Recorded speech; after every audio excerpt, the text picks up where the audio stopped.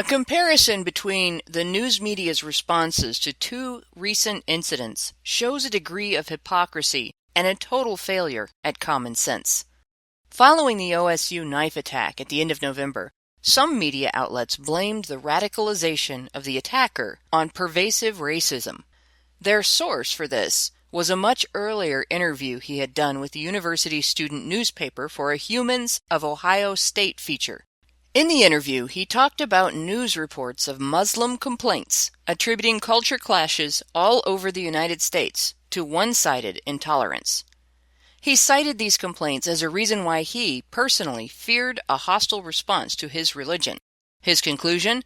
The university should have prayer rooms to protect him against the reactions he expected his fellow students to have should he pray in public. His fear was touted as evidence that racism against Muslims caused his attack, even though Muslim is not a race, and fear itself isn't evidence of a threat. There didn't seem to be any outlet among the progressive media willing to look at the possibility that wrongful fear-mongering may have contributed to the student's outlook, making the attitudes he feared seem more pervasive and threatening to him than they really were.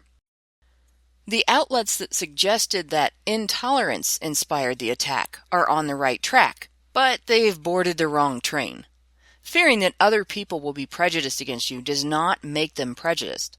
Reacting to what you assume other people's attitudes are going to be isn't evidence that they have those attitudes, but a prejudice of your own. Dear progressives, this is not the prejudice you're looking for. Better move along, especially since that prejudice was exacerbated by the left-leaning media's fear-mongering promotion of it. And no, that does not exempt the attacker from accountability for his response.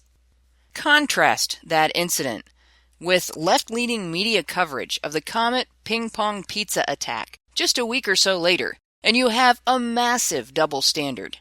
News outlets have blamed the attacker's actions on so-called fake news and are now trying to use the incident as a way to drag consumers back to establishment press.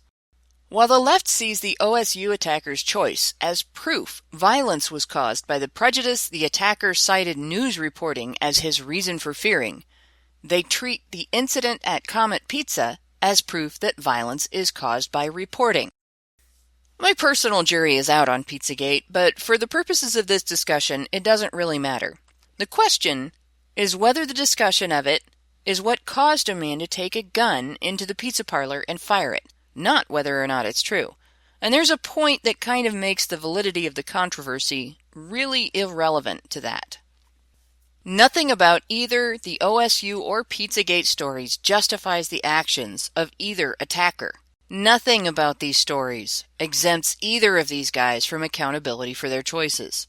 I'm not calling Pizzagate fake news. It's not really accurate to call it news at all, just a widespread discussion stemming from amateur investigation of rumors and a lot of speculation. That said, if every speculation made by every person investigating and discussing Pizzagate turned out to be horribly true, responding with vigilante action towards the pizza joint was still profoundly stupid. It wouldn't have been justice, and it wouldn't have been effective in bringing about justice. Due process isn't something we follow only when it's convenient. In fact, the more serious the allegations, the more important due process of law is. It's vital to ensure that if there's fire under all that smoke, those responsible and only those responsible are stopped and held accountable. It's vital under any circumstance to ensure that when we do hold someone accountable for a reprehensible act, we know for damn sure that we've got them dead to rights, rather than having there be any doubt due to the interference of some hothead knight in shining armor who wanted to rush in and save the day.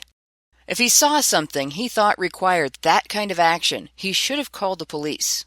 If he was worried that he couldn't trust them, he should have recorded their response.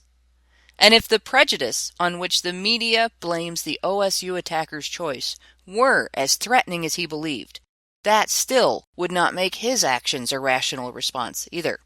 In fact, he's done more damage to his own cause than to anyone else's. You do not change people's beliefs and attitudes toward your group by making yourself an example of why those attitudes and beliefs may exist. If he wanted to effect change, it would have been much smarter to start an initiative on campus to bring the students together rather than to lash out. Of course, in both cases, doing the smart thing requires taking the time to think and putting in the effort to execute a more complicated plan of action rather than knee-jerk reaction to the information presented by media or internet forums.